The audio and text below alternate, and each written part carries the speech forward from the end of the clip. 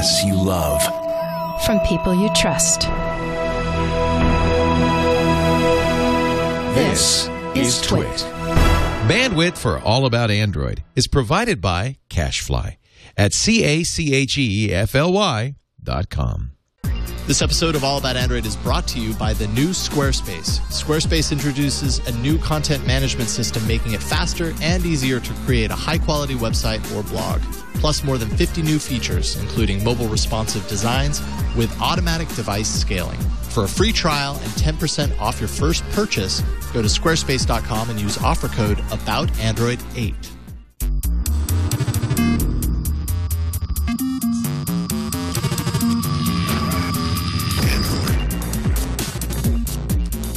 Welcome to All About Android, episode 71, recorded on Tuesday, August 7th, 2012. This is your weekly source for all the latest news, hardware, and apps for the Android faithful. I'm Eileen Rivera. I'm Jason Howell. And I'm Ron Richards, and I'm back. Trio back. You're back, baby. I'm Welcome back, kind of, sort of, as you sit here. Yeah. We miss you.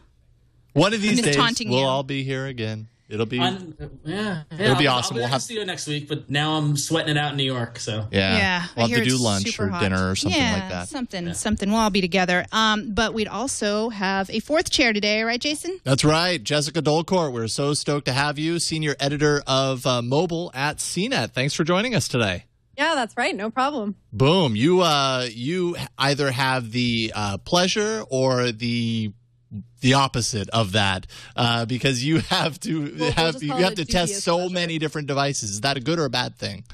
It depends on the week. No, It's really exciting. I mean, I get to see the phones before most people do, get to play around with them, pit them against one another, view the bloodshed. It's pretty exciting. But here's the thing about like phone reviews, particularly when that's your beat, I have to imagine, is that not only do you play with the awesome ones, like you did extensive coverage of the Samsung Galaxy S3, which is by and large a hit, obviously, but you also have to play with a lot of like the lower end phones that maybe aren't quite as fun. They're valuable to, for many reasons, but maybe not as like cool on the cool scale, right? I just put myself in the mindset of I'm helping out somebody's grandma. There you go. Maybe my grandma. Sorry, Grandma. Grandma, this is why you may or may not want this phone, right? Exactly. Is that how you do it? I don't know. That's a pretty hip grandma if a grandma ever ends up with the Galaxy S3, right? Steer your grandma in the right direction. Get her an S3. All right. Well, this week we have a little court case we're going to be talking about again. And we're going to talk a little bit about the imminent launch of the Galaxy Note 2. Jason has a few words to say about the Asus Transformer Pad Infinity. Yeah, you. Mm-hmm. And then there's a lot more. I'm really excited about the Arena because I think it's going to be really fun. Yeah, there's a lot of good stuff. I'm just going to have a lot of fun in the Arena with my app. But I think we all, for the most part, have had fun. You guys with your have app fun, but fun great. doesn't normally translate to winning. So we'll see. But it's a lot of fun. So without further ado, let's do it. Let's into tackle this news. And I'll take a big, deep breath because I'm realizing I'm only 1 week into the Samsung Apple trial, and I'm just kind of like already sick of it. But we have to talk about it, right? So one thing's for sure at this point, this is one difficult trial to summarize succinctly. So I'm going to go ahead and give both sides kind of little good and bad moments from the past week, a few highlights, if you will. So first, Samsung's, quote, beat Apple strategy documents are being revealed, and among some of the evidence Apple is presenting is an icon comparison by Samsung, where they explicitly say, Samsung wrote this up, they explicitly say, remove a feeling that iPhone's menu icons are copied by differentiating design. That doesn't sound so hot for Samsung. Also bolstering Apple's side is the Samsung memo now being dubbed the Crisis of Design memo. I love that phrase for some reason. It's got a nice ring to it. Where J.K. Chin, Samsung's head of mobile communications, specifically writes, when our UX, that's their overlay, when our UX is compared to the unexpected competitor Apple's iPhone, the difference is truly that of heaven and earth. It's a crisis of design. I hear things like this. Let's make something like the iPhone. So kind of not too hot on the Samsung side of things. Now, there is kind of bad on the other side of the ship, too. On the other side of the coin, Samsung is claiming that Apple destroyed evidence, including product comparisons and admissions that should have been preserved and produced for Samsung's use in the case. Samsung's also noting that carrier requirements to differentiate devices is a big reason why Samsung's claim of uniqueness with their devices should be valid, with over 100 different types of devices on the market. And then finally, in kind of our pre-show, Jessica, you were mentioning that there was a new CNET article written by Josh, right? Josh Lowenson. Josh Lowenson, yeah, exactly. Basically, Samsung has come up with the boot argument.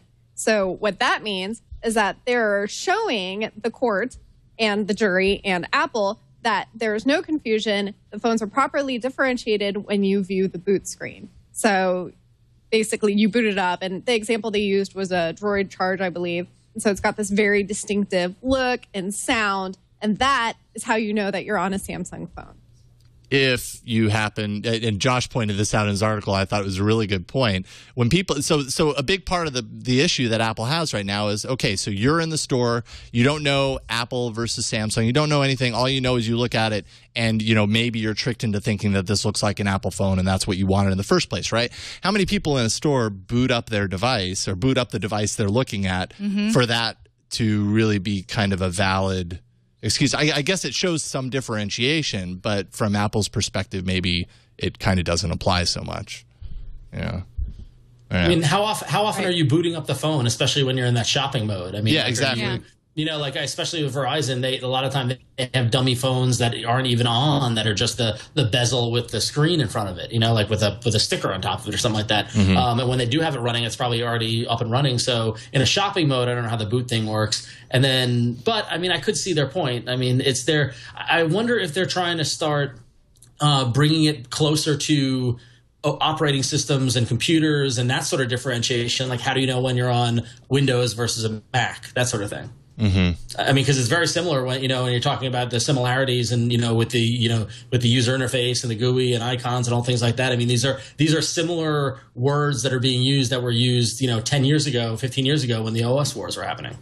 But even along that line, as far as like the boot is concerned, I mean, what are they saying they could have done? Put an Apple logo up on their Samsung when it booted? Like, of course they're not going to do that. If we were copying Apple, we would have said iPhone on it. Yeah, I mean, also the choice of the Droid Charge is really specific because the Droid is, a very limited family that is only on Verizon.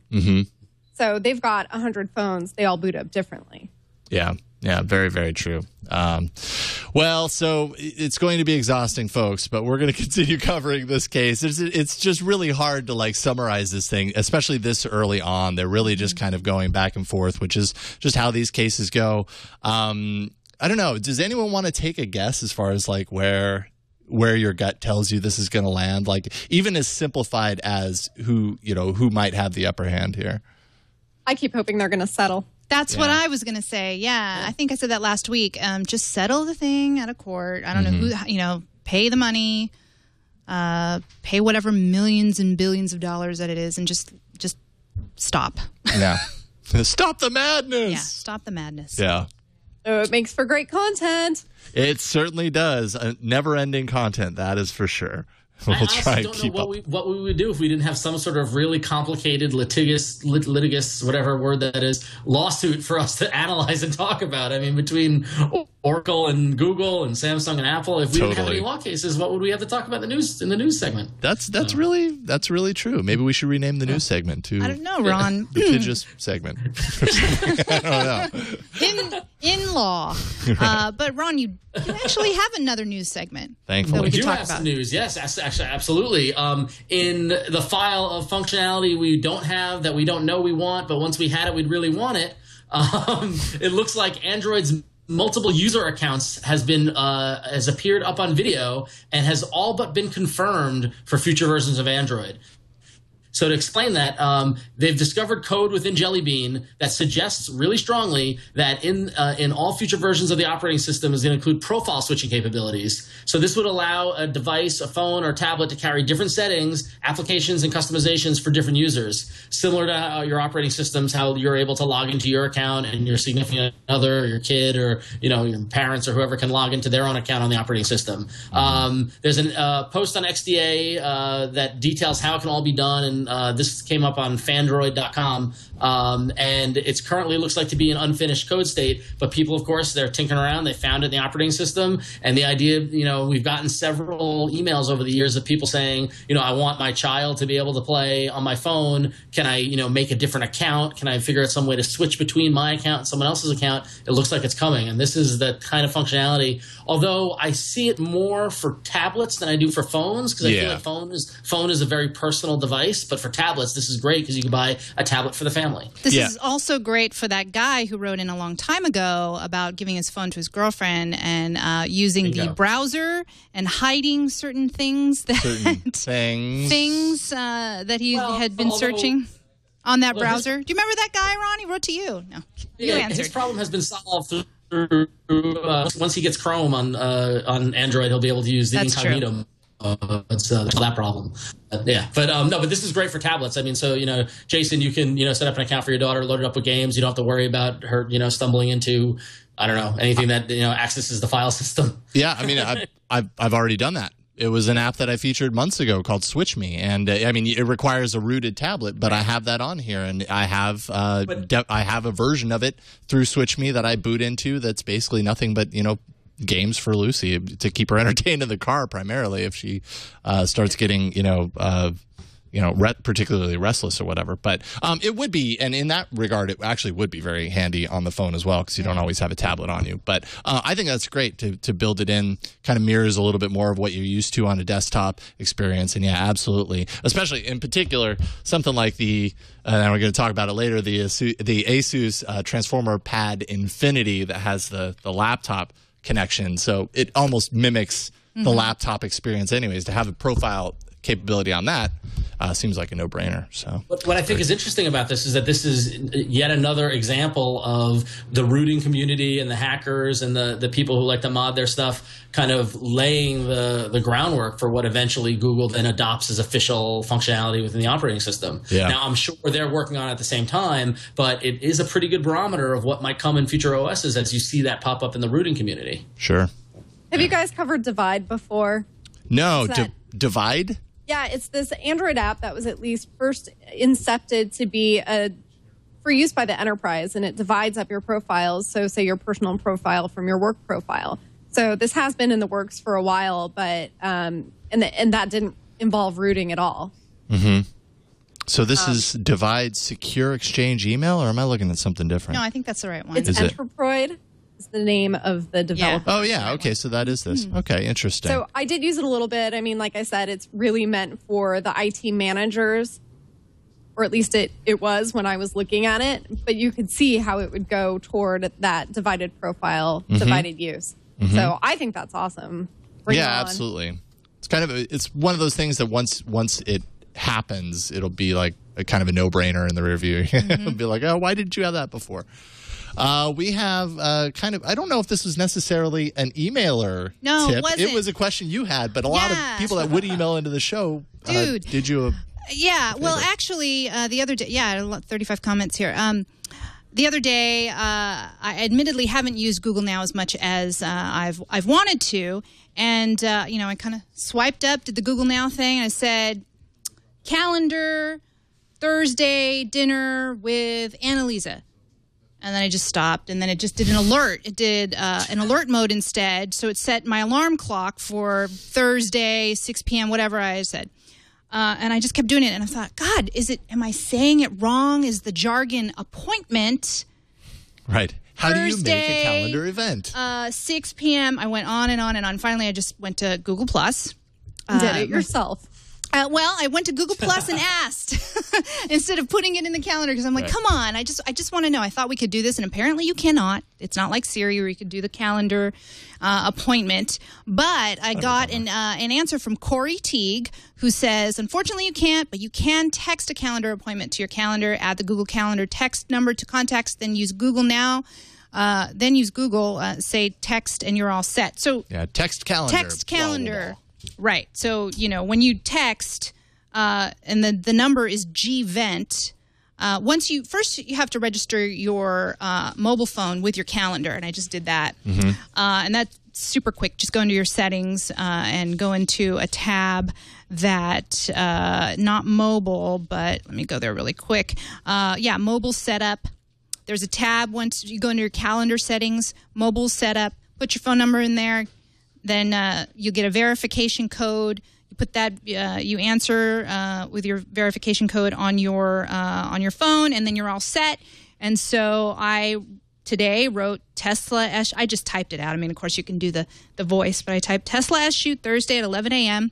Sure enough, it showed up on my personal calendar. Now, it only shows up on your personal calendar. So if you have there's no selecting other calendars. Yeah, there's no selecting other calendars. No, like if you have a work calendar within your personal account or your Gmail account, your Gmail account or your Google Calendar, it won't go there. Just your personal.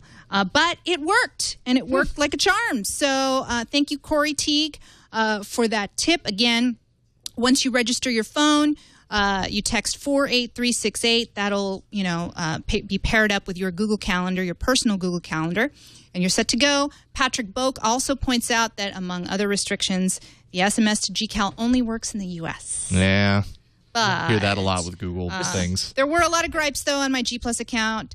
I really want that feature of being able to, voice in Google Now. It takes so long for those things to go outside of the U.S. sometimes. I feel like there's a whole category of Google Now adventures that we could have now that Google Now is getting more and more used. I've noticed every time I've searched a location on Google Maps on my browser, 2 seconds later on the phone, I've got a notification of a card on Google Now to directions to that place from wherever I am, whether I want to go there or not. I know, me too. Yeah. So while it's cool, it's also like, well, I'm not going there. I'm going there in 2 days from now, and so I'm keeping an eye on Google Now to see what quirky behavior it does, because it's an initially released product. Like they're going to update it and change it. So it'll be curious to see how it further develops. But little quirky things like this, the direction stuff, I'm keeping an eye out for it. I think it could be a segment. Well, let's think it. Let's okay. On Google Now. Well, Google Now. That's what we'll call it. Google Now. So. The other day, I'm going to Seattle in a couple weeks, and I thought, maybe I want to go see the Mariners. So I did a little search on my laptop, on my Air here. I did a little search for the Seattle Mariners, and then I didn't have a baseball team selected on Google Now. I kind of deleted that section of the cards on Google Now, and now I get updates on the Seattle Mariners every single time. So now you every are single a day. fan. Now I am a Mariners fan, and whether you want to be or not. I know, and I just didn't delete it. I just kept it out of it's kind of fun. But you can manage that. I mean, if you tap on the three little buttons icon and go to the settings, you can adjust your team and all that sort of stuff. But, I just didn't know that it did that from the Chrome browser on my laptop, but it makes sense. I just didn't realize that was happening. That was the crazy thing about when I first got it, because it linked to my account, and the first time I opened Google Now, I had never done anything with it, and I got the New York Mets score. Because Google already knew I was a Mets fan because I searched for it a lot. It's other little things like that I've noticed too. Like right now, so I'm in New York. There is a card currently right now that tells me what time it is at home in San Francisco. But you're in New York. Yeah, it knows I'm in New York, but it knows home is San Francisco, so it tells me it's 5:40 time at home, and that's all it says. It's fascinating. Google thinks that I live at CNET. That's my home. Oh, interesting. Well, the phone never leaves, so. Yeah. Although I think that you can actually go into navigation, I believe, and set home. You can tell it what home is, and then from that point on, Google Now respects that as being your home. Yeah, so that might be something to check out. What would happen? Yeah. I also just wanted to tell people I lived at work. Yeah. You have a little certainly feels that way sometimes. You're like, yeah, I'm home. What's really funny is that because Google Now doesn't account for people who, like me, work from home, it's desperate for me to find a workplace. Everywhere I go, I come into the TWiT studios, it's like, is this work? And I'm like, no, it's not. I mean, it is, but it's not. How do you explain this? I do it once a week. It's like I went, and there's a bar in San Francisco I go to a lot, and it's like, is this work? And I was like, no, it's just a problem. Yeah, you need to have a good conversation with Google Now and maybe erase the whole, show me where work is, and maybe program in like, where's the kitchen? Like how far from the living room to the kitchen? Let's just lower our expectations here. Yeah, exactly. Yeah, exactly. Home, not so important. Kitchen, yeah, that's pretty important. wondering if I can get Google Maps to navigate the distance between my bed and my living room. There you go. How long is it going to take you to commute to your living room? There you go. Man, today it was like a 30-second commute. It sucked. It's all this traffic with the cat. Yeah, you never know how many cats are going to get in your way. And the wall of your Well, that's always a challenge.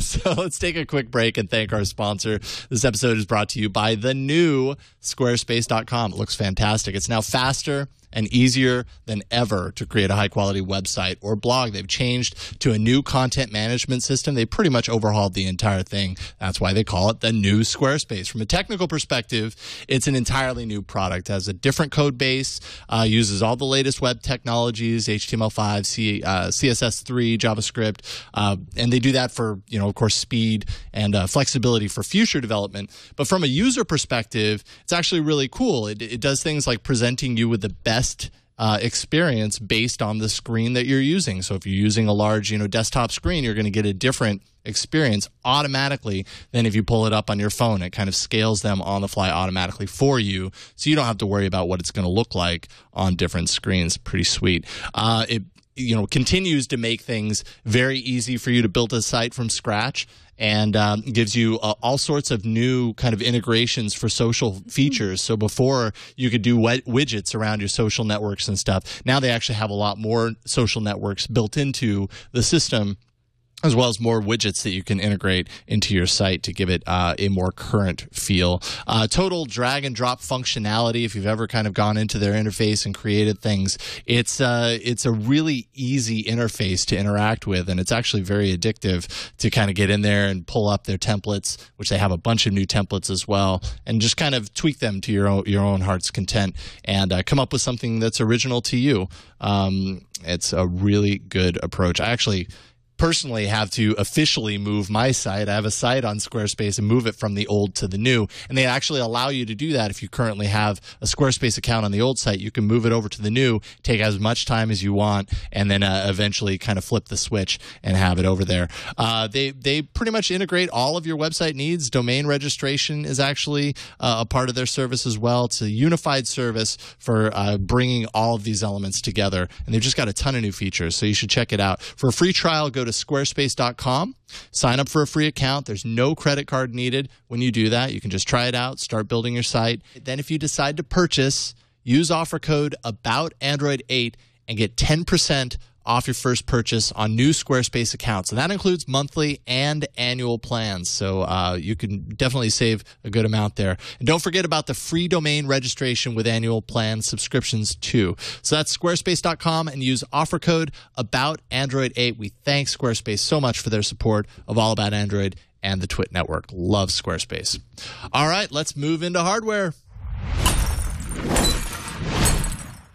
So Ouya, whatever. It's about the same. Either way you slice it. Only has a few hours left. So if you have not bought yours, or rather, signed up to buy one. Sounded like an infomercial. Only a few hours it's true. left. It's only a few hours left. Now. I think it's like, 15 hours or something left on this? 28 hours to go. There we go. So a little more than a day. They've done a great job marketing this thing, apparently, through $7 million, ways that they've done almost $7.5 million.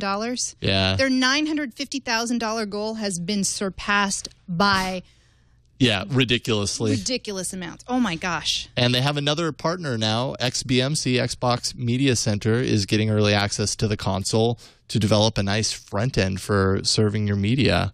Sounds pretty sweet. More and more reasons to get the Ouya. I just feel like I have accidentally bought something amazing. Like, I didn't realize how amazing it's going to be, but I just went and plopped down that $6.99 at the end. 99 of that is mine that I contributed to the company. Yeah. And and I get emails consistently now. Oh, we're doing this, and we're doing this, and these people are partnering. OnLive is partnering. We're doing this. We're gonna have Final Fantasy. But I'm like, whoa! Wait, do I need to do anything else but the Ouya when I get it? I have no idea. What about you, Jessica? How have you? Where have you fallen on this whole Ouya kind of hype? I have been living in a cave, actually, because this is the first I'm hearing of it. Oh, well, it sounds pretty cool. For me, it does sound cool. I kind of wish I had plopped down my $6.99 when Eileen did, because I clearly want this. Whatever it is, it's successful already. Yeah, I mean, it's a Kickstarter around a gaming console based on Android that doesn't really necessarily exist yet. It's still, for all intents and purposes, vaporware. I mean, they have, things that they show off in the video as far as playing it and stuff, but nobody has it yet, and it's probably going to be a while. Yeah. So you're kind of, but with all of this backing, it's like you hear about all these Kickstarter programs where it's like, it's actually backed by Jambox, right? And Jambox has a lot of cred. They actually have products that work very well. Yeah, there's a lot of companies that are kind of getting behind this, which is kind of exciting. Gives it a little bit more credibility, I think. Jessica, it was $99. I paid $9. I didn't do the $6.99. I did the $99. And you know what? $99 is still available for you. Yeah. Just saying. This is a good question. Oh, well, yeah. I'm trying to sell it for you. Oh, yeah. $6.99. That's what I'm Man, that's cheaper than the Raspberry Pi. But this begs a good question though about these Kickstarter projects, which is, do you plop down the money and help make it happen, or like I haven't? I've kept my eye on this, but I haven't pledged any money yet. It clearly passed this goal. Will I miss out and not be able to get one because I didn't kick into the Kickstarter? I don't think you'll miss out. I don't think I will either. But it's funny. I generally take more of a wait and see approach with these Kickstarters and keep track of companies like this, and then let me see the product for real. Let it become not vaporware, and then I'll make the decision and try to get my hands on it and that sort of thing. But I mean, it's amazing to see them get 8 times their what their goal was. I mean, clearly with almost $8 million, they should be able to get this product into my hands. Hopefully. Yeah, I'm actually amazed that there's space for another game console, considering how many are out now and viable. Mm-hmm. Yep. Yeah, it's an interesting thing for an independent like this to get into the game and get this much buzz. And particularly the gaming. When you're talking about gaming consoles, it's not a very easy kind of market to crack into and get a lot of support for.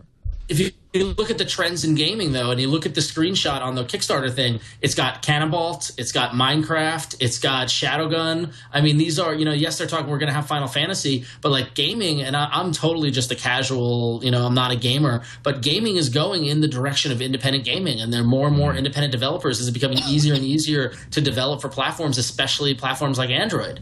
And so you basically, the years of being dependent on EA and Sony and all these other big and Microsoft and all these other big game manufacturers is going away because of products like this and because of open platform like Android. So it's kind of cool to see that happen. It's a change in the whole industry. Mm-hmm. Yeah, it is exciting. I'm jury's still out. I feel the need at this late hour to like get in and be like, whatever. It's just $100. I'll just do it and get it. But at the same time, I'm like, okay, so I don't really play a whole lot of video games anymore, so I probably wouldn't use this to play games. I mean, realistically, I'd use it a little bit, and then I probably wouldn't. I have a PS3, and I never game on it. You also have Facebook and many tablets. Yeah, exactly. And I never do that. I never do the Facebook gaming either. Even if I wanted to, I guess it's available to me to do that. But so then, what does this mean? So then it means it's a media serving. A good media server essentially to the living room, but I kind of already have that too. In fact, I have double that because I have a PS3 and then I got the Nexus Q, which is probably going to have XBMC on it anyway. So then it's like, okay, well then why do I need this? Your Nexus Q is really going to be a bowling ball, Jason. So there's 28 hours left. I know, isn't that what you guys thought when you pulled it out of the box? Yes. Yeah. Yes. I was bocce. I was ready to play bocce. There we That's go. a good one too. Yeah. Actually, I'm pretty sure we were all standing next to each other when we pulled them out of the boxes. Right. And all everybody of us went, were going, Anyway. All right. Well, that's the Ouya. Yeah. Moving on, we have a little bit of Samsung news. I'm going to ask Jessica about this because there is a big Unpacked event, Samsung Unpacked event, and apparently it is when magical moments come alive. And this is going to happen in Berlin at IFA, an annual event. What does IFA stand for again? International something. Anyways, Jason's going to look that up. But apparently at this Unpacked event, there's always an Unpacked Samsung event. We're hearing, International Franchise Association. Thank you very much. Or index fund advisors. Oh, that too. We're hearing of the possibility of the Galaxy Note DOS being introduced. I'm not quite sure. There's some rumors here. Same size, but quad core.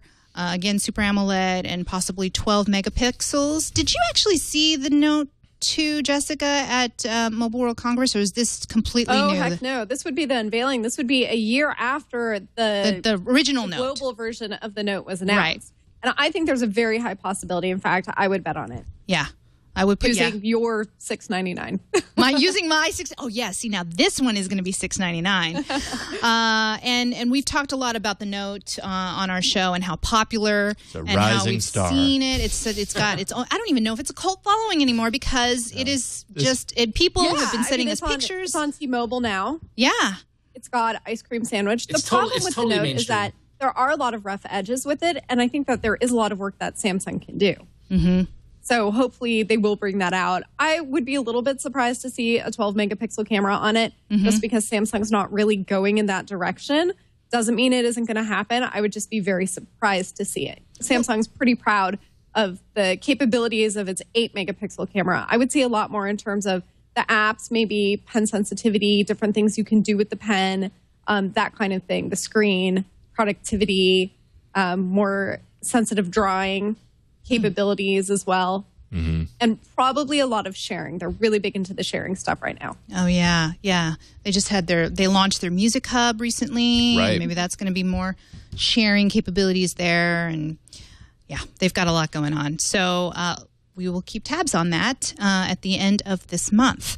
Also, Samsung is launching the Galaxy Note 10.1.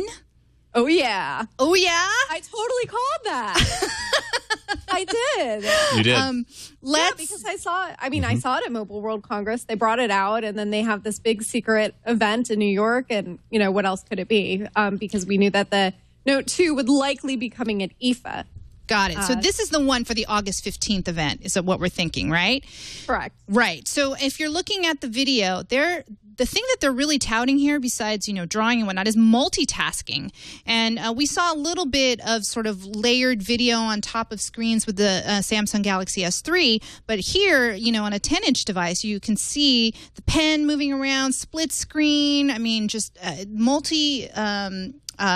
multi-screens galore on this. And this is kind of something that I thought, if Android was going to, maybe try and surpass the iPad in any way, it's that multi-tasking functionality on a tablet, which I don't feel like people are gearing up. There's some apps that do that, but maybe this is something that will appeal to some of the more general users out there. I think it's a breakout feature, and they're smart because they're licensing technology that already exists. It's the Wacom technology on there. But I think it's a great use case. I think it's a lot better than the Note, is to actually have a slate where you have room to do things, room to multitask, or even just direct all of your energy. I also think that it's going to be a lot easier for writing. I did see it, but obviously didn't get a chance to play around with it the way that you would if you actually owned it and were using it. Mm-hmm.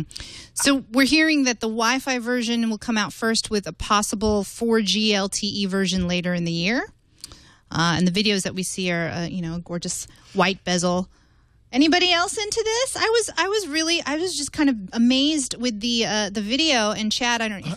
They always have interesting video presentations. Samsung does. I think what's interesting to me about the video, if you watch it, is it's all animated. Look at the hand is not real. Like, none of this is real, so it's really hard to know. I was watching it just now, and I was just like, is that real? No, it's not. Totally not. Yeah. Leave it to creepy. Samsung. So for some reason, I see that, and my initial knee-jerk reaction is to say, okay, well, then this doesn't really tell me a whole lot. Like, this is a rendered version of the way they say it should run. You know what I mean? And it right, will, your hands Jason. can't possibly move that fast on it. And I think look at the writing right there. Yeah, I don't know. I mean, maybe it's a nitpicky thing, but I want to see a real one in use before I'm like get super excited about how fast this thing moves or whatever. I don't know. I think I must just have terribly scrawling handwriting, because my experience is that I'm writing something and then I have to go back and erase it because it has no idea what I'm saying and I can't read it either. And then I have to go and leave like big spaces. But then the corner of my finger might touch the corner of the screen and mess everything up again. And so for me, it's actually a very time-consuming affair. Yeah. Yeah, absolutely. Go. But I mean, some of the features on this video are pretty cool. It's weird. Go ahead. Oh, you're just saying it's weird, Ron. Yeah, he's mesmerized by the video. If you listen to the music underneath the music bed, it's even more mesmerizing. I mean, for a moment, I thought it was almost like the Taiwanese animation. Do you hear that? You know what? This reminds me of almost the exact same video I saw from Microsoft like 15 years ago. Right? I knew this looked familiar. I knew it. Yeah, do you remember those? Do you remember those tablet PCs that Gates was all about? Like the ones with the flip thing? Is exact same thing. It's he was ahead of his time. We laugh at Gates, but and Microsoft, and we make fun of him, but they were calling this technology way before. I mean, it's glad to see now that it catches up on it. But yeah, that video is freaky. All right, and one final piece of news, super quick here. Do you want a Galaxy S3? Well, maybe you can get some money off if you trade in your current phone. You can get up to $300 off, but that's the iPhone 4S. So if you have the iPhone 4S 64 gig, you could get $300 off a purchase of your Galaxy S3. Some other phones, HTC's One X is only worth $175. That's a lot. The Razer Max is $250. Which is it costs $250, but it's worth $200, so that's a little bit more. And if you have a BlackBerry Bold, you save $135. Come on, upgrade. Will they take any phone? Like any phone? That's a good question. If I walked in with a Motorola Droid, well, yeah, they'd probably give me like $5. You might take any phone, right? Cool. A 0.03% discount. So if you're looking to upgrade, there's some incentive there. Well, also in terms of looking to upgrade for new phones, there's some rumors of HTC is going to be rolling out a 5-inch phone with 1080p resolution, which is somewhat would be leading the CAC in terms of that resolution. Rumors of the iPhone being 5 inches. The Galaxy Note 2 going to get announced. HTC is trying to get in on the party with this, and they are saying that this 1920 by 1080p resolution screen, and it's reported that's going to run Jelly Bean and will have no on-screen buttons. It'll use all the on-screen navigation buttons that come with Jelly Bean, and it's got a new quad-core Snapdragon S4 processor, and it's saying that HTC is really making a shot at the bigger phone size, which I know is one that makes Eileen very happy because you really like the 5-inch phones, right? The really big ones. Oh, yeah. You've come around. I mean, I do. I've come around. I have come around. Yeah, I had an issue for a while with anything higher than a 4.3. Larger than your face? Yeah, larger than my face. But I've come around. I've been able to use the Nexus pretty well. So, and the then a Galaxy 5.5 inch phone would be okay for you. I did enjoy. I spent a couple weeks with the Note, and I did enjoy my experience with the Note, believe it or not. So it was. Well, I've got an extra one at my desk anytime you want to play with it. That's a challenge. It sounds like a challenge. Use that phone as a. See, I don't really talk on the phone, so I won't be doing this too often. It'll just be, browsing, and I'll have a nice large screen. I took it to the gym. It was great. I was watching Downton Abbey, and it was large on the, on the top there. So, yes, I'm curious though in terms of HTC. Now they were trying to focus. When they announced their One line. And I don't know that focus is really paying off right now. So now they're branching off. I mean, would you guys say that? No, I think they'll call it the One XXL. Yeah, right. XXL. It'll be within the family. Yeah. I mean, it's clear the success of the Galaxy Note is getting noticed. That's the thing. I mean, HTC, LG's got the Optimus View or whatever. Like all of us have noticed that the Note is more of a hit than we thought it would be, and so of course they're scrambling just to stay competitive. And especially if the rumors are true and Apple's going to roll out a 5-inch iPhone, it's more keeping up with the Joneses. And so you could, when you're working in a vacuum, you could say, hey, listen, we're going to keep our line pared down in just one thing. But when your competitors are rolling out different form factors, you got to stay competitive. 5-inch iPhone? I didn't hear that. Yeah. Isn't it just 4? No, 5-inch iPhone. No. Okay, well, we don't cover Apple here. We don't cover Apple, but I didn't hear that. Maybe I should know that, but I don't. Just real quick, I did a review of the Asus Transformer Pad Infinity. I think the biggest victory that I had in that review is that I actually said Asus correctly. So that's good. No, I actually really enjoyed the tablet. It's a great tablet. Has this nice little mobile dock here, which anyone who's, played around with the Asus Transformer series with the dock will probably tell you that it's kind of a match made in heaven, the way these two work together. But you played around with an earlier Transformer. Did you also have the dock? Yes, I've played around with the original Transformer Prime, the Transformer Pad, which I really enjoyed, actually. I like the pad. It was a lot cheaper than this one that you have here, but the specs were slightly lower. But, I enjoyed all of those tablets. And I did play around with this a little bit, and, it's great. It's just expensive, I think. Expensive compared to Nexus 7 or? Just as a 10-inch tablet. Yeah?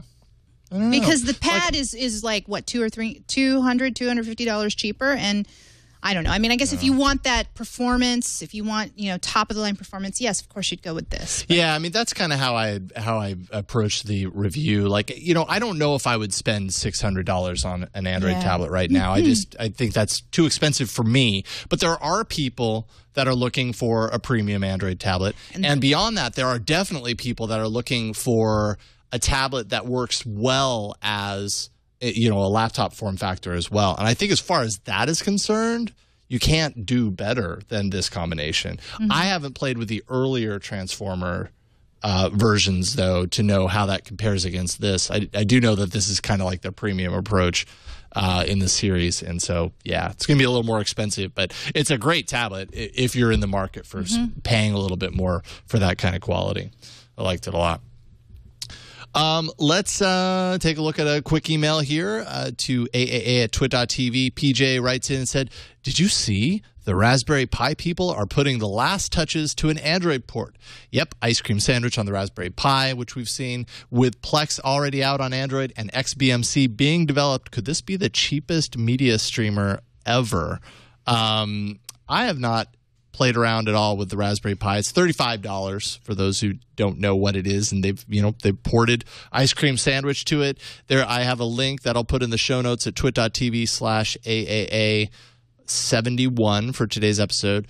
A Lifehacker article that explains, if you have a Raspberry Pi, how to put XBMC Media Center onto it. When we're talking about the Ouya being a $99 and, a lot of those other competitors being in the $99 range, this is a $35 one. Hey, you should buy 3 of those. I know. You can get one for every room. Get one for the bathroom, too. Shoot.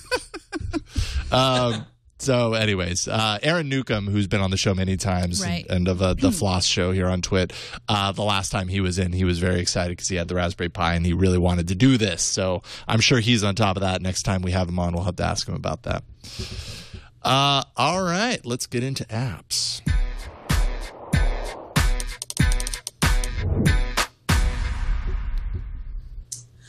All right. So I know we watch Google very closely and we're always excited about what they do, but sometimes they put out a product that's not so good. And actually, recently on Google's official blog, Max Eibel, the director of engineering, announced that they would be pulling the plug on the Google Listen app. For those of you who remember, this app launched in August of 2009, and Eileen, I remember talking to you about it very passionately in the Google Listen app for podcasts. Remember when this came out back when we were at Rev 3? And we're like, oh wow, so. Finally there's a way to listen to podcasts on Android phone. And it just was never any good. And then, we quickly stopped using it. And then Pocket Cast came out and Dogcatcher and other great apps. And that's exactly what Google cited. They said there are many other apps for finding and listening to podcasts available through the Google Play Store. So Google Listen really isn't no longer needed. And so after November 1st, podcast search will no longer function. And users can still use Google Reader to locate their subscriptions and use the download function if you want to stay within the Google ecosystem. But Google pulling the plug on an app that never really was ready for prime time, in my opinion. So, yeah, wasn't very good. Did you ever get a chance to play around with that one, Jessica? I did, I think, right when it first came out. Yeah, it was early days. And then it all went away. Yeah, it all went away, thankfully. Not that I think anybody's using it, but if you are using it and you need an alternative, like I mentioned, Dogcatcher and Pocket Casts are probably the two best apps to go with for podcasts. Yeah, and I tend to get back to Beyondpod a lot for some reason. Beyondpod. Beyondpod. Okay. Yeah, that's the one that I tend to go back to. I believe that's the one I have installed right now. But I hop between these things, so it's hard for me. Yes, Beyondpod. Listen, whatever. But I will say I used it for quite a while before I realized there were others, and I was like, oh yeah, it's fine. And then I used others, and I was like, okay, well, it's so not fine. that was my whole thing. Is that I had an iPod and I used the iPod only for podcasts, and for years. And because Listen was so crappy, and then when I eventually lost my iPod, and I remember I switched over to my phone full time, and thank God Pocket Cast saved me, and now I can't live without that app. That's like one of my first, like my top 10 installs when I get a new phone is Pocket Casts. Right, and we always get a lot of emails asking us, "Hey, what podcast app should we use?" And it depends on your preference. I too am a Pocket Cast fan, but I've used Beyondpod. We've used Dogcatcher. Those are, I think, the top three, at least as far as I'm concerned. But seems like those are the most popular ones at this point. Okay, moving on. So there was kind of a big event the other night. Maybe you've 2 heard nights of it. ago. Oh, you're talking about the Olympics, right? Yeah. No. Oh. We're talking about science, Jason Howell. There's an Olympic event for science? There should be for this. We would have got the gold medal. USA would have gotten it. You guys know about Curiosity. Yeah. The Curiosity rover, Mars Curiosity. And just a little tip from our friend Phil Nickinson over at Android Central. He said, you might want to check out the NASA app these days because you can see some of the pictures that Curiosity is posting. I have it downloaded on my phone right now, and some of those photos are on the app as well. So if you're curious, if you're into science, here's just a quick plug for NASA for everything they've done, and so that you could keep up with what's going on in Mars. Curiosity. Wait. Mars. Pretty sweet stuff. Great stuff. And it's free. The app is free, so no excuses. Go get it and learn. Hey, just no excuses at all. None. No. You have to. Just get it. Just get it. Were you able to catch any of that live coverage, Jessica? I was watching the Olympics. No, of course I did. It's pretty awesome stuff. Yeah. And I actually really loved reading all of the Twitter feeds going on, all the commentary and the excitement about that. It was pretty entertaining. Yeah, Twitter was fascinating to watch around that time because, I think my entire feed, there was nothing but Curiosity tweets. Like, it was entirely filled. I hate to say that I actually was watching the Olympics until I looked down at my Twitter feed and went, oh my God, it's happening right now. And I turned it on and I caught like the last minute of it. I was like, dang it, how did I do that? I totally missed most of it. So I had to go back and watch it later. It just wasn't the same. NASA is giving you videos because they understand. Yes. Yeah. Thanks, NASA. You were watching tape delay stuff. It's just, don't ask me how it happened. It just did, all right? I was upset that it did. Were you watching that network with tape delay stuff? That one. It's good. It's a good thing that NBC wasn't covering the Curiosity, or they'd be seeing it like tomorrow. I know. Yeah, exactly right. And finally, Google sent out an email to developers detailing a number of changes to the policies around Google Play. Some of these have been long overdue. Some notable changes affect spam and ads as well as payments. They've added clearer details to their payment policy, guidelines on how to handle cancellations, new subscription billing features, stuff like that.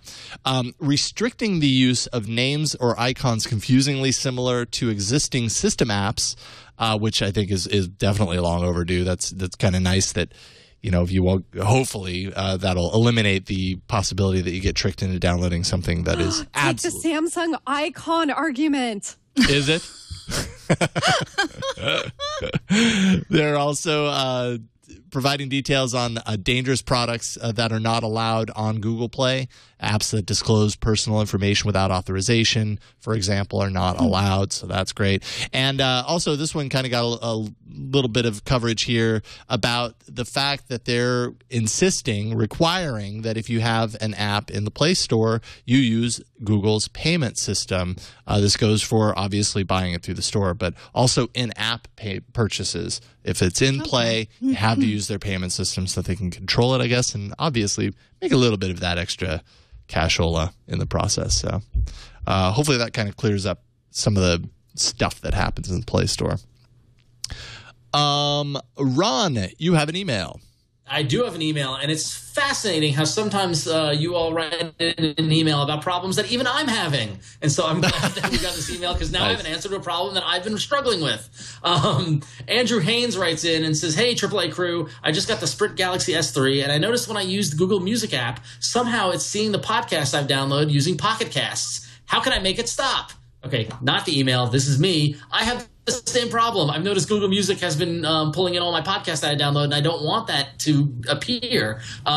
So I'm right there with you, Andrew. Andrew further says, when I'm listening to my music on shuffle, all of a sudden a podcast will play. I love Pocket Cast for my podcasts, but when I want music, I only want music. Do you know a way to stop Google Music from searching my phone for MP3 files? By the way, this never happened with my 2.3 HTC Evo. Thanks, Andrew Haynes. So Andrew, this is a problem that even I suffer from. And Jason, did you find this answer? Yeah, I mean, this is. I feel like it's possible that we mentioned this on the show at some time in the past because this has been around for a while. The no media file approach. It's a file. It's a text file. It's like a blank text file that you can create on your PC. Name the file .no media, all one word, and place that in any directories that you don't want to come up with these crawlers in your apps. And I think that goes for pictures as well as music or audio files or whatever. Put it in a directory that you want to be kept out, and the no media tag will be picked up by these media players and recognized as an indication that it shouldn't bring back results from that directory. And this, and that came from, it's on Andronica in a post by Andrew Kameka, just to kind of reference it from 2009. This is an old post. Silly. Yeah, but I mean, it's interesting because those of you who are like system admins or work on servers and things like that, it's very similar to the concept of like the robots.txt file on a server where you put on a web server and that gets read immediately by any bots, and that information says, hey, don't crawl this site or only crawl these directories or things like that. It's direction that you can give to the server. So by putting in this no media file, you're giving Google Music, it's getting to your directory and saying, okay, don't even scan it. And it's a great little hack and a little trick that's really easy to use and free. It's easy to do, and the instructions are all in the post. But as long as you have access to a desktop and you can have access to your file system via the USB cable, you should be all set, and that will solve your problem. And I'm doing this immediately after the show. Now, High Templar in the chat room says no media caused Beyondpod to not index podcasts for me. So that could be, I mean, because when you think about it, a podcatcher is also a media player, right? And if you're putting a no media file in a directory to exclude podcasts from the results, that might affect your podcast player too. I'd just say take a look and see if that helps. It might be as easy as putting your audio files into a podcast specific folder on your SD card. Sounds like there are possibly a number of ways to attempt to do this, but try the no media. That's been a solution that's been around for a little while. I've definitely seen that pop up around here and there. So check that out. All right, let's get right into the arena. 2 enter, 1 lives. Android Arena. All right, so of the 4 of us, I was the only one on last week's episode with Michael. Yeah, I know. I had to leave. I'm so sorry. No. Well, no. I mean, we were on the episode, but we were the only 4 in. Because no, I actually did okay. Yeah. Pixie Tracker 1-bit won. It was 60% of the votes. Order and Chaos Online second with 40% of the votes. I actually contemplated holding on to that app because I thought, man, I really wanted you guys to see it particularly. Like, I'm happy I featured it because it's a really fun app, but I really wanted to wow you guys with it. Aww. And well, I'll just instead go you just had to watch download the it. rerun. Is it free? Well, there's a free version. All right, I'm going to download it right now. Yeah. Can I make a note on 2 arenas ago because I missed last week's? Oh yeah, you weren't here. Yeah, where I won the arena with Lightflow. Right. since I've been on, I didn't even though I won and I don't need to like win more, but I wanted to add a postscript. Since I've been gone and using LifeFlow, I discovered the amazing widget which appears on your home screen and allows you, it will tell you what notifications just went off. So if you had a mystery notification, it will tell you what app is triggering notifications, and you can just press a stop button and clear all notifications. So if you just want to wipe any notifications that are active on your phone, the widget lets you do that. So that LifeFlow app got even better since I've been on the show. So awesome. There you go. But I'm all ready for this week to watch Eileen just dominate. Yeah, well, hey, you never know. Actually, Jessica has a pretty... You've just killed it. You've just guaranteed that won't happen. It better not be like some sort of Hunger Games arena style thing going on. Sometimes it is, Jessica. Sometimes it is. Ron just made sure it just got real. It totally got real. Well, I was for your app. I know that already. I was looking for an app last night, and admittedly, I had heard about the app that I'm about to feature from some of the iOS people, and I thought, that sounds interesting. Didn't try it on iOS, and then I was looking for the app, or just looking for an app, and I found it in Android. I thought, oh, cool. So today I'm going to tell you a little bit about Song Pop, and I'm going to talk about the free version because the $1.99 version, there's a paid version. I don't even know that you need that, but I did pay for it just to make sure. So essentially what this is, it is a music trivia game, and it kind of did remind me in terms of the UI or just the design of it a little bit of Draw Something. Yeah, it has a Draw Something. Yeah, and then the coins that you win if you win a round, and essentially what you can do is once you sign up, you can sign up, log in with Facebook or Twitter, or just create your own account with your email and whatnot. And I'm going to launch it right now, Chad, and hopefully I have some games in play. So like Draw Something, you'll have a list of people that you're playing with. I guess if you do you ever have some games? Oh my God. Wow. So I guess when you have the $1.99 version, you could play with more people than the free version too. So I have a lot of games going on right now. Let's see, Ron, I'm waiting. You could see who you're waiting for. Oh, I guess somebody just said game over. I think I'm waiting for you. Am I on that list? No, yeah, you're waiting for me. Jason's playing too. I'm not going to play in front of you. Let's play against Tom. Oh, you so want to. That's so funny. I'm not. You're like, I'm not playing in front of you. I realize we're doing a show. So essentially, but no. what you see here is all the people that you're playing with, and you can see That's if you're hilarious. winning. You can see your score versus your opponent's score. I'm winning against Tom, my husband, right now, and I'm going to win some more. You're pretty good at this game. You hit play. And she's really good. Tom and I played 90s alternative, and there's different categories. There's modern rap, there's one-hit wonders, there's love songs, there's, a bunch of categories of music. And so next thing you do is hit the next button so you can see verses. And you can also buy some of those tracks too on Amazon MP3 should you decide that, I really like that song. I didn't know that was that song. And now I see what happened here in the scoring. And then you could see basically your opponent, how many seconds that person took to hit the right answer or the wrong answer, and your score. And then you get 5 songs per category or per turn. And then you just hit next to find out if you won. I think I did, because if someone hits an incorrect answer and you get everything right, even though it took you longer, that person loses. Okay. And it's a really simple game to play. And obviously, too, you could see the end score. So I blew him away. I won that. And then I get 3 coins. And then the coins allow you to purchase more categories of songs. So I I trying to save money for classic rap. Right now I have modern rap. I'm terrible. I'm so bad at modern rap. Okay. So let me show you a demonstration of the game, and I might be a little quiet here because I'm going to concentrate, because this is like that old game, Name That Tune. So you want to name it in like 1 second or less. And, and I think sometimes you got to mention, you also, like, they play the song and you got to guess, they list band names or titles.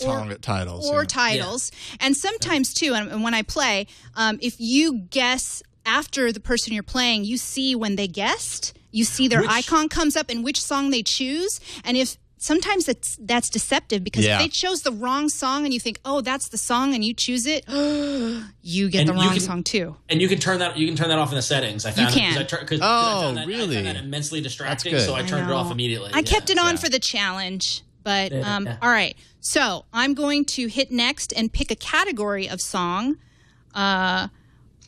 Okay. So yes, I'm beating him 12 to 7. So no. I'm sorry. He picked. Shoot. He picked the category. I forget. I'm being really quiet. Can you hear the music? I can hear it. And you get 5 songs.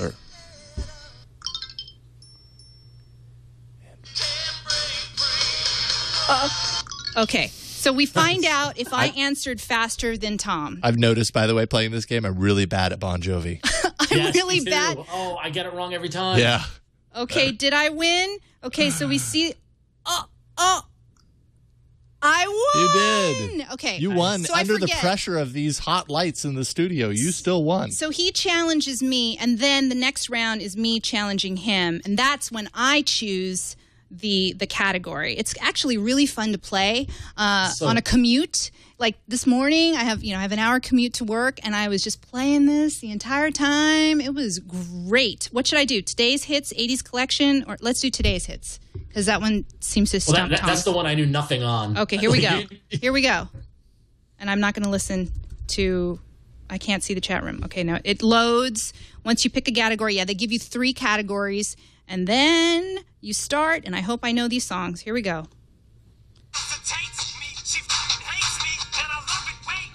Okay. Sorry for the cursing. I don't know if there was any. Oh, man. Oh. Okay, and then you have a chance to remove 2 songs. Yes. But you only have... Man, I would be horrible at this one. What? This seems like rap. I don't know. You got that one wrong.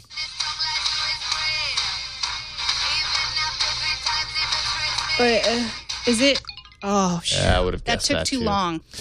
So you go over that and over that and over that, and it's a really fun trivia game that I think it's just fun. It's really great for a commute. It's and I addictive. got these guys. I emailed them last night. I'm like, hey, would you guys do me the favor and indulge me and start playing Song Pop? It's free, the $1.99 version. There's just a few perks that you get. Supposedly you get HD quality music clips, whatever. It doesn't really matter. And it's ad-free. And again, like I mentioned earlier, you could play with twice as many friends, and you can actually play against random people. If you don't know anybody who is using this app, you can play against random people. So It was it totally got me all morning. I mean, Eileen, I think we played back and forth like 8 times. I think. I know. And it was just embarrassing because I believe I'm a music, like Jason, like I think all of us are. I'm into music.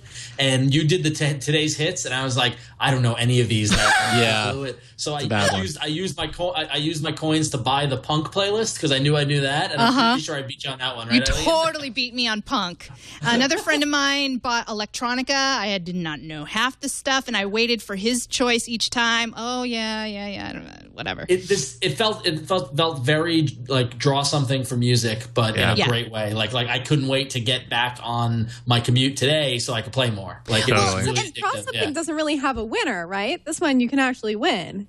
Yeah, it has a certain amount of time. Like your tournament, I think they call it, lasts for like 5 days or something. Right. So right now I have a tournament. My 5 days had started yesterday, so I've got 4 days and 22 hours here left on this tournament with all these people. So yeah, it's a very fun game. I opened it last night and like, okay, yeah, I'll install it, and then for like the next hour and a half, like we were going back and forth, and I was wondering, I was like, oh, does Jason just feel bad and I keep playing against him, and maybe he's getting the notification. No, he's like, oh, I guess I have to play the next round. I felt like I had to prove that I was better at the game than I actually was. I was like, I should be doing so much better at this game than I am right now. I know. I keep going to today's hits or whatever to try and throw people off, and then I get like the... Yeah. Anyway, it's just been fun. It's a fun little game, and you can just justifiably just get the free version, I think. Yeah. My only complaint about it is that because of the music and the audio, I can't play it during meetings and conference calls because there's just no way to hide that. So that's true.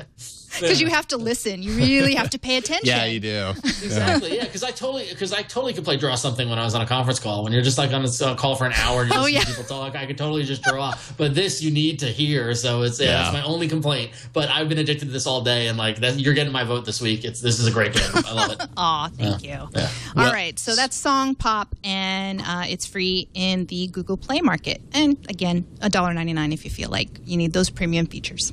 There we go. Ron, you are up next. Yeah, so I went, I figured Eileen had the patent on fun this week, so I'm going to go boring with home finance. Productive, practical. It's a ringer. Yeah, this is practical. Thank you. It's very, Jessica, it's very practical, and it's helps you keep organized your finances. It's a neat app called Lemon Wallet. From lemon.com, and basically, and I'm not going to show it on my phone or try to do a live demo because that does involve financial information, but if we pull up the Google Play page, there's some screenshots and there's a video there. But basically, it's a neat way to basically create a virtual wallet. If you're like me, I carry a wallet, I've got credit cards, I've got transit cards and things like that. Quite often when I'm at my desk at work and I'm shopping, you got to pull out the credit card to find the credit card number and the 3-digit code and that sort of thing. Lemon Wallet allows you to use your camera, and you can take a picture of the front and the back of the card. So here, like on the screen, you can see somebody scan their Clipper card, which is the San Francisco Transit Metro card kind of equivalent. And you can scan the front and the back of it, and then it uses OCR technology to read the credit card number, the expiration date, and the 3-digit security PIN. So here, for example, you can see somebody's American Express card. If you go back one, Chad. So you can go into your wallet and pull up the credit card without actually physically going into your wallet. And so if you need to make a purchase or something like that, then you could totally, you can get to your credit card information very quickly, all the key things you need to actually use it in a virtual kind of way. Beyond that, you can also use Lemon Wallet to scan in your receipts. And so if I use my debit card to buy dinner, I can scan the receipt. It will keep the receipt within the app and associate it with the card so you can keep track of your spending. And then you can also easily export that receipt to an expense report or to wherever you might need to in order to manage your finances.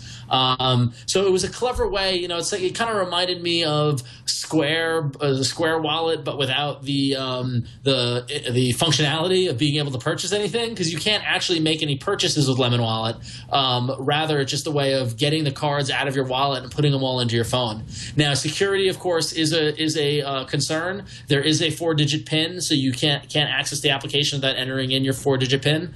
So there's some protection there. But beyond that, it's pretty cool. It also, in signing up, it signs you up for an account on Lemon's website at lemon.com, where they have a whole bunch of other kind of tools and things like that. And that's another neat thing the video just showed. It also can, when you pull up the application, it can spit out a barcode or a QR code. So if you're in a scenario where you have a loyalty card, but you don't have the card with you, you can just show the code, and then that could be scanned. So it's a neat little app. I thought it was well designed. Here I'm playing with it now to make sure I caught everything, and I just typed in the wrong PIN. I think they've really updated the app. I used to have it, and I've switched phones so many times in the last couple months, and I kind of forgot to put it to add that on my new phone here. But the scanning of the cards I think is relatively new, because I don't think they had that. As of like 3 or 4 months ago. The scanning of the cards was really solid. I mean, like basically it flips over to camera mode, and there's a little rectangle, and there are the top and the sides, the bottom and the sides of the rectangle are there, and you've got to get the card in focus and then make the show my camera, Chad, and you can see it. Exactly. So, I was impressed by it. It was a nice little app. Of course, there you go. You can see it working there, where you got to pull back a little, and then it can. That's what I found works. Because there you go. Oh, nice. There it is. This will come in handy with airline frequent flyer. To me, I kind of just have a little contact for United Airlines number, but I mean, you could use this as well for that kind of thing. So it's free, and it's a nice little way to keep track of your spending. Another tool like Mint and things like that, but also with a little bit of functionality. I know for me, I buy a lot of things online, and I'm constantly going to my wallet to take my wallet out and get the credit card out and look at the 3-digit code and all that sort of stuff. Now I can just pull it up out of the phone. So. Awesome. Radical. That is Lemon Wallet, and it is free. Cool stuff. Jessica, you are up next. I have your app actually installed on my end. You're going to be my lovely personal assistant. I will. You're going to be my hands. I'm going to be your hand model. Look at it in real life right here. So this is Slices for Twitter. This is also free, and I think it's a really stylish way to manage your Twitter experience. So you can manage your account, and there are some neat, there are some neat features on it. It looks really cool. You can, of course, go ahead and compose a new message, and you can easily hop back and forth from your timeline to your personal messages and your at replies. And if you go into the timeline button in the top left and drop down, you can also sort by photos and videos, and then you can sort by things called slices, which you can also get to by tapping the menu button, which is the big S in the upper left-hand corner.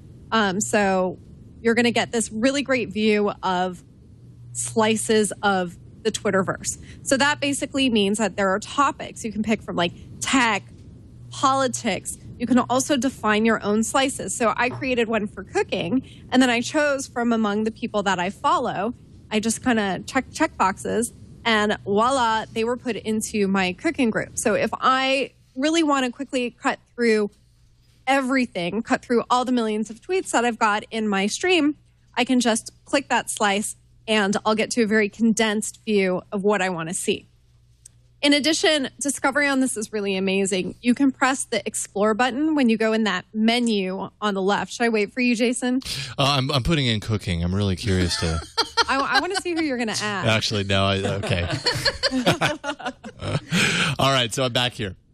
Okay, so go back to the upper left and press that big, beautiful S icon. Okay. Boom. If you go into Explore, there we go. So you'll see that you can scroll across the top. There's the featured column, and that's basically what the curators want to feature. Scroll to the next right, and that's my personal favorite, live events. And that's where I was hanging out. Well, that's where you could hang out when you want to watch the Curiosity tweets come in or the Olympics tweets. It's pretty fascinating because it also changes based on the TV schedule. So you've got Pretty Little Liars and Deadliest Catch on there. You've got baseball on there. So basically whatever is hot, whatever is live right now, if you want to just hone in on those tweets, you can do it right away. So really good for me when I take the bus and I'm hanging out and I'm kind of bored and I'm done reading my articles. This is where I'd go. There are also news, local events, humor, celebrities, sports, music, style. I mean, really everything. It's just Twitter in a beautiful and organized way like I've never seen it before. Also, what's neat is that it is free and it will support up to 5 different Twitter accounts. So I've got a personal account and I've got a work account, and I can separate them both, and it organizes it perfectly into nice, convenient little slices. You know, it's cool. I like the UI very much. So if I'm in the timeline and then I hit @reply, it just kind of layers over, really. It just, oops, I did it wrong. Sorry. So hit @reply, and then it kind of layers over, and you could still see what's, I don't know. It's just a little UI touch that I think is really, really neat, I think. Dude, I just saw my little icon on your screen. Nice. I may have found my new Twitter client. Finally, I've been on a rant about how, Jessica, I don't know if you know, but I've been on a rant lately about how I'm not really happy with most Twitter clients. I do love Boyd, and I use that quite a bit. This is very elegant. Is there a paid version of this? Because I'd like to get rid of the ad down here. You know, right now I think it might be free. Okay. Because I would pay for this to get rid of the ad. That's all I'm saying. There was a little ad down there at the bottom. Sometimes I'm going to go check the Play Store right now. I'm going to X that out. Yeah, it's free. It's free. There's no paid. There's no paid option. There's no premium one. Hey, One Louder apps. I would pay for your app. Give me a paid version. Jason, it's the same people who did One Weather. Yep. They have great design. They do. They've got a really good Oh wait, design upgrade approach. to Pro. Wait a minute. Upgrade to Pro. Oh, it's $4.99. Woo! So it's an in-app purchase. Interesting. $4.99. Great experience with no apps. Ads. All right. Should I just pony up? Well, you know, how much do you use a Twitter client? You use one a lot. So. I do use a Twitter. Twitter's like one of the apps that I use the most, or a Twitter client is one of the ones that I use the most. So it'll pay for itself quickly. Exactly. This is great. I love this. Yeah, it looks really nice. This is fantastic. Oh my God, I'm so excited. Eileen's in love. I'm excited. That means I win, right? Well, that means I vote for you. Ron's voting for Eileen. Eileen's voting for Jessica. That means, Jessica, you have to vote for mine. All right, well, show me what you got. Oh, damn. So let's just, that's Slices for Twitter, and it's free in the Google Play Store. And then apparently there's the in-app purchase for $4.99 if you want a pro version. Hey, in-app purchases, they're kind of a big deal. But they should, Well, you know what? That probably makes it cohesive because there's something kind of broken about buying a free version and then buying the premium upgrade as another app, and then you have two in your app tray. Yeah. Like, I kind of like that approach a little better. So right now I'm using Slices to tweet about talking about slices. Nice. Wow. Meta. My brain's exploding at this very moment. But I can't let it explode too much because I have to actually review an app. So I have kind of always wanted to take this controller that I never used for my PS3 and play games on my Android device with it. Oh. And so the app that I'm covering is called 6-Axis Controller. It's $1.99. They have a free version of this app that's more of a compatibility checker because it's not guaranteed to work with every device. So keep that in mind. They have a free version that you can go and check out to see if it works with your device or not. Root is required, so I know that's going to take a few people out of the equation on this one, but it's just required for the way that it pairs the stick to your rooted device. It requires that. You actually have to run software on your PC and plug your controller into the PC, so it's a little bit of a few steps to kind of get it synced up. I didn't find it to be too difficult. I installed the software on my Windows PC, plugged this in. It told me kind of the Bluetooth ID on my device to sync into that. And basically what that's doing is it's sending it to the joystick so that this joystick pairs automatically with the device that you pair it with. So, Chad, if you can take my screen here, I have the 6-Axis Controller. And, of course, it's going dark here. I'll hit start. I've already done all the pairing and everything. And it's just kind of starting up the driver. It has super user permissions, which it requires through root. Now it's listening for controllers. So I'll go ahead and take my controller, hit that. The blinky little thing goes on. And now it says client connected 1. And it rumbled for me a little bit. That was kind of exciting. So basically now it's paired. I can pair up to 4 different controllers at once, so you can have multiplayer games going on here. It supports native gamepad in 3.1 and above, and that includes the analog controller support. It has keyboard emulation built into it in the settings. It's not the most exciting thing to look at, but you can have keyboard emulation, so that essentially means you can map any keys on the keyboard to your joystick. So if there's something that comes up during a game that you would need to do that, turn it into a controller click. That's easy to do. Although figuring those things out over time might be kind of difficult, but they have the option nonetheless. Mouse emulation as well, where supported. If there's apps, particularly with like tablet apps and stuff, a lot of times they'll have extra support for a mouse, and you can emulate that with your joystick, as well as touch emulation. And this is kind of cool because what this allows you to do is you can create touch profiles that allow you to take the screen and map a portion of the screen to a button on your controller. So that essentially allows you to take a game that has no controller support, that's purely touch screen, and route it to your controller, enabling it to be controlled by your joystick. So that's kind of cool. So I don't know the best way to show this off and not get into trouble, because the first thing that I thought of was, wow, this would be great for emulations. So I'm going to go with my Commodore 64 emulator here. And awesome. I've got Jumpman here. Yeah. Oh, yeah. This is what I do with modern technology. I play really old games. Yeah, this is fun. Okay, so that's Commodore 64. It's working perfectly. It only took going into Frodo 64's settings to kind of set up, specifically to turn on this input device, and it works. And I'll only show this for a second. I do own the ROM for Metroid. So I guess maybe I could show this, but whatever. It's a cool way to breathe some life into some old games on your tablet. So that's 6-axis controller, and it's $199. Exit out of here. And I mean, it's a single purpose thing, but it does it pretty well. So now I can suddenly use my tablet screen as a big screen for whatever games I'm going to play with this joystick here. 6-axis controller. That's so awesome. That's it. Yeah. Cool. I'm still gaga over slices. So, okay, number one, it gave me old school art retweet. Thank you, immediately.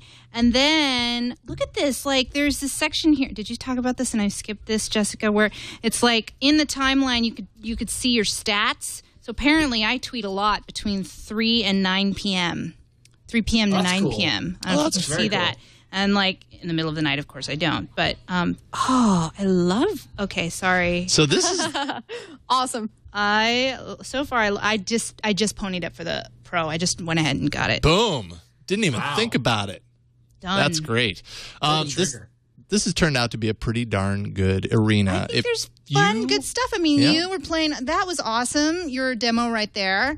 I wanted to see some more. And, hello, I've used Lemon before. That's great. And, this is great. I love all of our apps today. Yeah. Just vote for all of us. Yeah, sure. We all win. What do I win? Notoriety as a winner on the show. Yes, you will. Notoriety forever. You will become famous when you win the Android Arena. More famous than you already are, Jessica. How about an Ouya? We have to pony up. I don't need the console. I just want to hear you say it.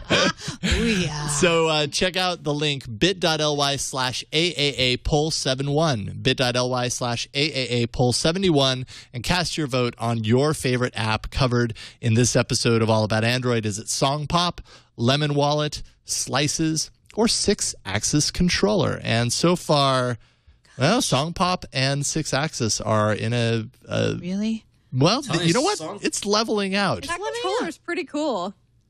It's really cool. Slices is jumping up. Well, because I mean, this is gonna be an interesting one, folks. I just love how I'm going back to Slices. I love how it knows who's in the categories, tech science and TV movies of the people that you're I love that.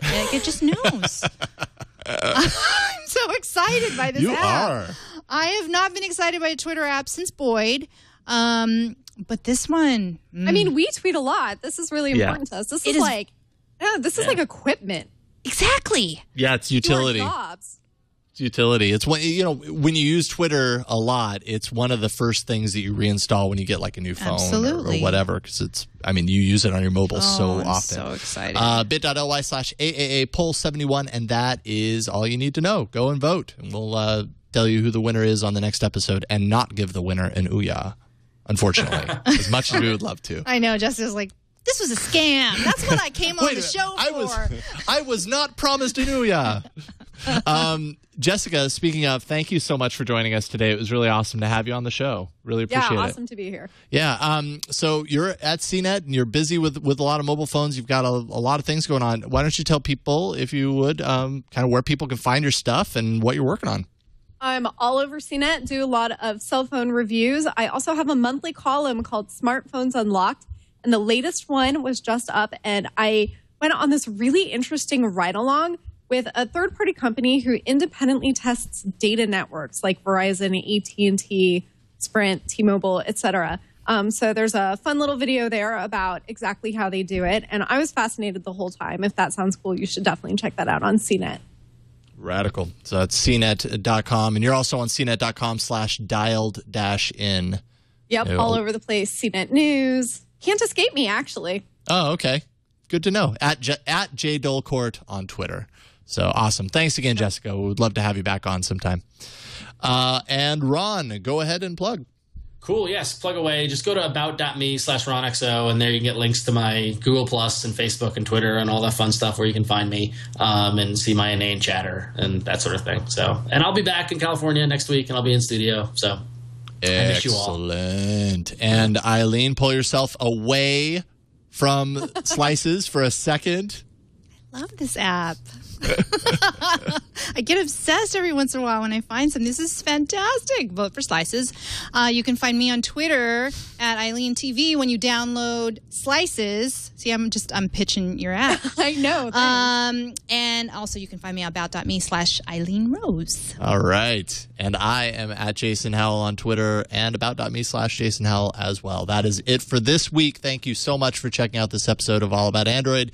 Leave us a voicemail if you would, 347-SHOW-AAA. You can also send us an email or a video mail. Just add a link to your email. Send that to aaa@twit.tv. You can find the show on Twitter. We are at Android Show. Our show notes can always be found at twit.tv/AAA at the time of posting the episode. So anything that we talked about today, go there when you downloaded this and you'll find the show notes there. Past episodes on our site as well. You can also find our episodes on iTunes, YouTube, plenty of places on the internet. And you can catch us live every Tuesday starting at 5 p.m. Pacific at live.twit.tv. That's it for this week. We'll see you next week on another episode of All About Android.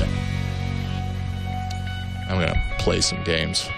When you long tap on a tweet, then you have the choices. You don't have to just like open up the tweet. You long tap. Okay. Yeah, that's awesome. What is Her this app zip is thing? awesome.